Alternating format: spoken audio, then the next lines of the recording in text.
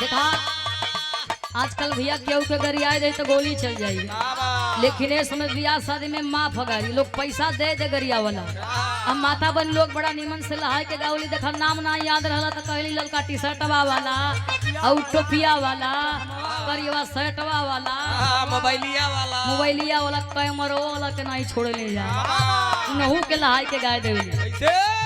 कि खता आया गयो शहर बनारस से खता आया गयो।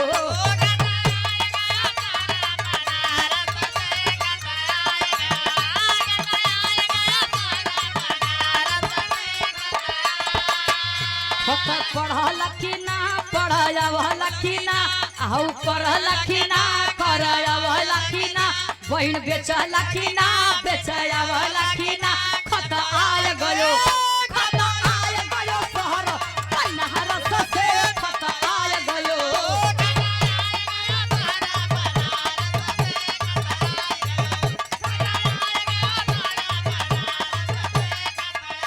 ये सुने ना कि चला देख आई भदोही के डिगरी कॉलेज चला देख आई डिगरी कॉलेज चला।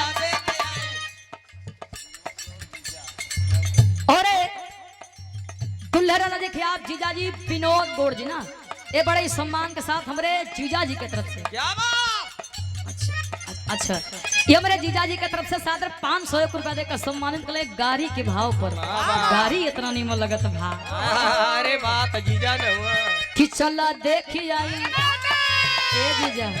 कि चला देखी आई भदोही बेटी गरी कॉलेज चला देखी आई।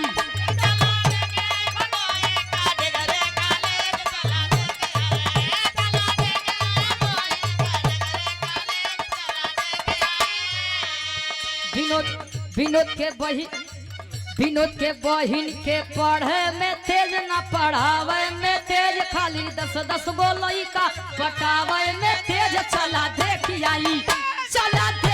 भदोही कैटेगरी कॉलेज चला देखी आई।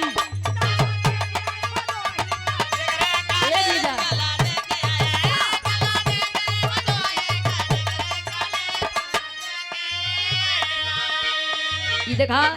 इन नईकी लईकी गवैली और फिर से पुरस्कार बड़ा अच्छा अमित इलेक्ट्रॉनिक आप सम्मानित सदे हमारे बड़े भैया जी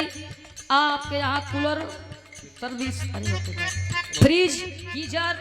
कितना लिख ले भैया खाली 50 रुपया सादरी क्या उनका देकर सम्मानित के लिए माता रानी करें कि आपका सट्टा बुक होता रहा ऐसे ही पैसा छापत रहा कि चला देखी आई भदोही के डिगरी कॉलेज चला देखी आई।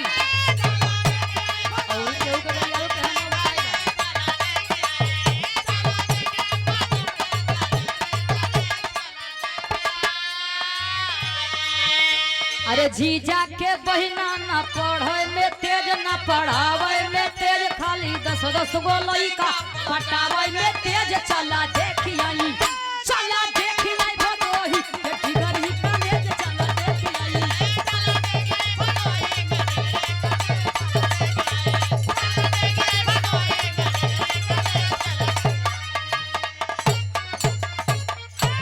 ये देखा इन नौकी लोग गावेली लेकिन अखिलेश भैया उम्मा देखा जब बियाह होला तो 2 ठे गोल बैठल है एगो नईकी गोल आ एक ठे पुरनकी गोल। नईकी गोल जीजा हमारा लेखा पुरनकी गोल जेकर मुंह में कहू दांत नहीं रहा हवा निकलत रहला अब बड़ा निमन से गावल वालों के का क्यों का पता नहीं रहला कहले कि कुछ आज मारो गो गा क्यों का पता नहीं रहला कि कुछ आज मारो गो कुछ काल मारो गो कुछ दिया देवाली के बाद मारो गो खता आय गयो शहर बनारस से खता आय गयो।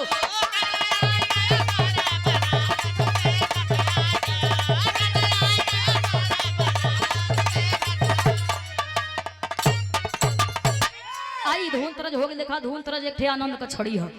लोग